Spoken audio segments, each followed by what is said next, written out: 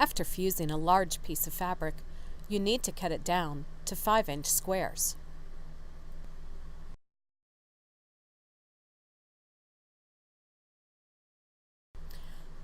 I like to cut 4 squares at a time.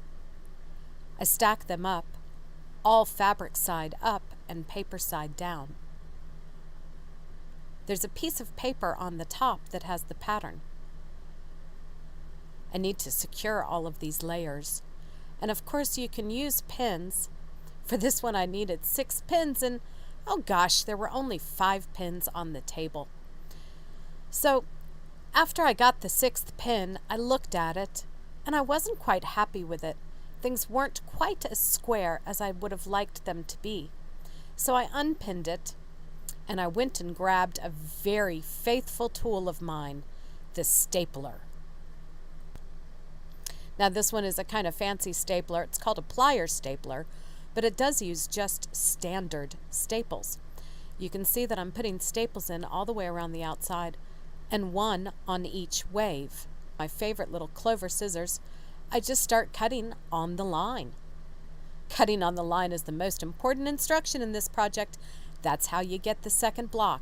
Because it's machine applique and no seam allowance is used, the line is the line. Cut exactly on the line and you'll get 2 appliques from 1 piece of fabric. You can use many different things to cut this design. I really like the little scissors, but here I'm going to show you cutting one of the lines with a rotary cutter. It is a curve. I am not using my straight edge. I'm just using that ruler to hold the fabric instead of having my fingers in the way. Ouch! Pushing down on the ruler just helps keep the fabric in place. I think I might prefer the rotary cutter on the larger version of this. After cutting the applique, we need to take the staples out. I like to use this kind of stick-styled staple remover. There's a tip on the end, and you just insert the tip under the staple, push hard and fast, and wow, it just pops right out.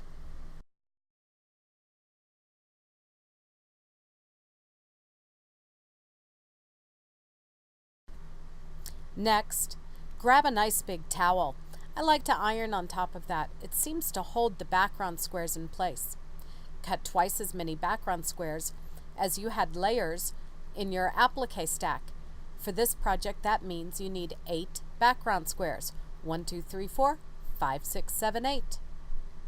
You'll find learning to keep this project in sequence right here at the beginning can be really helpful for some of the fancy projects we're going to do later.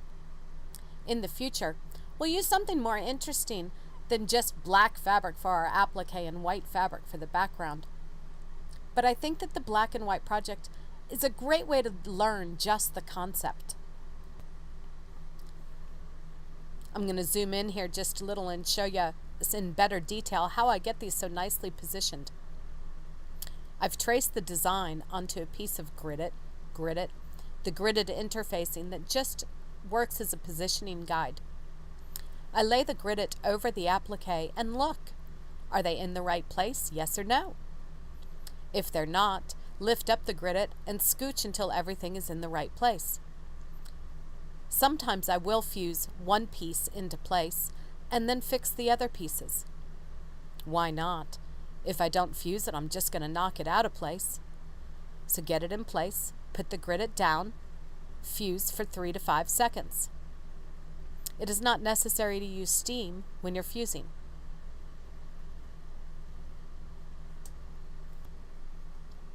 We've got 8 of these blocks to do, so I'm going to pick up the pace here a little bit on this playback. Now that you've fused all of your blocks, how are you going to arrange them in your project? This little design is so versatile. Just twist them this way and that way and this way and that way and up and down and right and left and put the waves together, put the waves perpendicular to each other. Now it's time to make more blocks. 8 blocks is a lot from one cutting, but it's not really enough to do anything with. Add another 8 and you've got 16 blocks, and you're starting to make a really interesting project.